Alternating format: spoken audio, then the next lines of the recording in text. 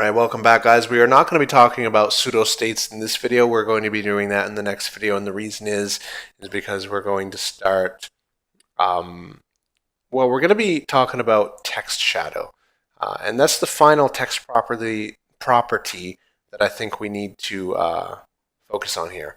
So let's go ahead, and we're going to be applying this rule to the body element and all inherited elements. So any child element of the body is going to get a text shadow as well.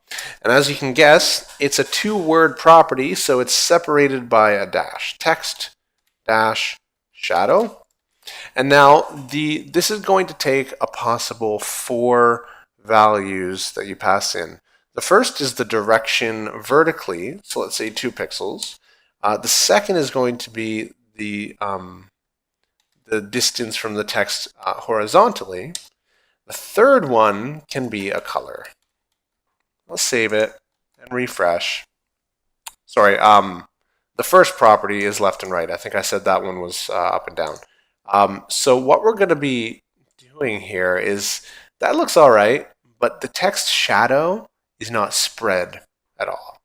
It's exactly the same weight and thickness. So what we're going to do is add a spread here, and we're going to set that to 5 pixels as well, and it's going to blur the text shadow and make it actually look like a shadow. And that's good. We can set the previous 2 properties, the first 2, with a negative sign. That's going to move it in the opposite direction. So this one, this defines the gravity of the direction, I guess, or the anti-gravity, because it's the opposite. 2 pixels set as the first property means 2 pixels to the right of the text. Negative 5 pixels means negative 5 pixels down, right? So that would obviously be 5 pixels up, and that's what's happened here. Now I'm going to set these a little more conservatively to both 2 pixels and refresh. That looks a little better.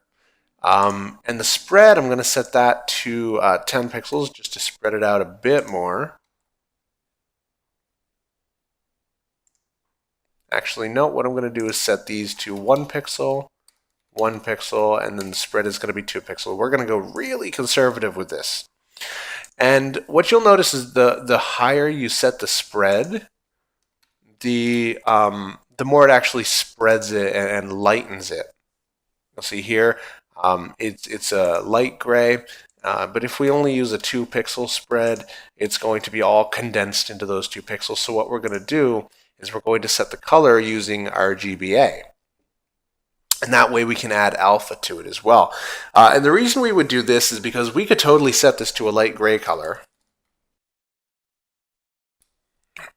So, I mean, that's too light. Let's set it to DDD. It's a little bit too light. Let's set it to AAA.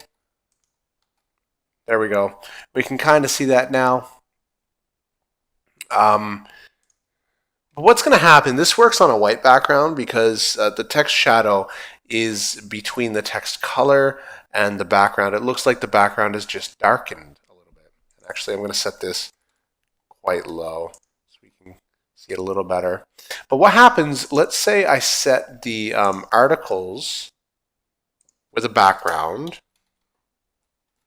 of red. What happens is the text shadow doesn't account for that really, and it's still dark.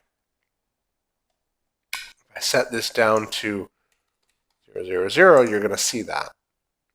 Now, setting the property that way would work over here, and it's really noticeable when we just remove the spread altogether. It's still black rather than just a darkened version. I mean, it's hard to see what I mean, but you guys will encounter instances where you see this. So what I'm going to do is we're going to set this with an RGBA color. I'm going to set it to 0, 0, 0, and then 0.3, save it, and refresh, and there is our text shadow. That looks a bit better on all different colored backgrounds. So let me get that out of there. And along the same lines, are box shadows. So a box shadow is kind of used in the same way to a text shadow, but it's intended for elements that aren't text, I guess. Not the internal content, but rather the external content or the element itself. So we're going to set that on the articles, and we're going to set box-shadow using the same properties. The only difference is this one can actually use, it can have a maximum of 5 values instead of just 4. So the first one is going to be the left-right direction. So let's say 5 pixels, 5 pixels vertically, and a 5-pixel spread. And then we're going to set the color again to RGBA.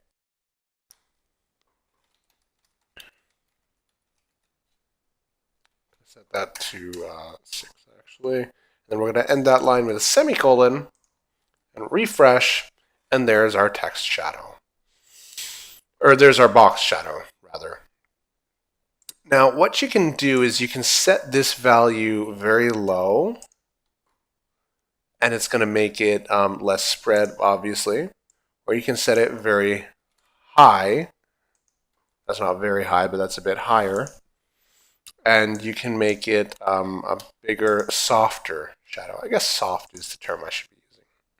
But what if you want the spread that high and you want it still very dense? What you can do is set a 4th property, which is also in pixels, and this changes the density of the shadow.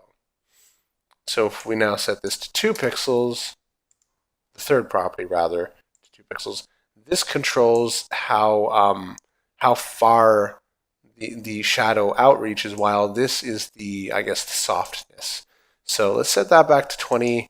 This back to, let's set it to -1. Let's refresh, and there. We've got box shadows that look all right. Now, this is when the RGBA color for this is going to make sense. I'm going to set this to 0.2. And we've got a very light hint of shadow there. I'm going to increase that to 0.3 actually. It's going to look a bit better. There you go. Now in the next video talking about pseudostates, this is going to become really relevant because we're going to be mixing pseudostates with these box shadows.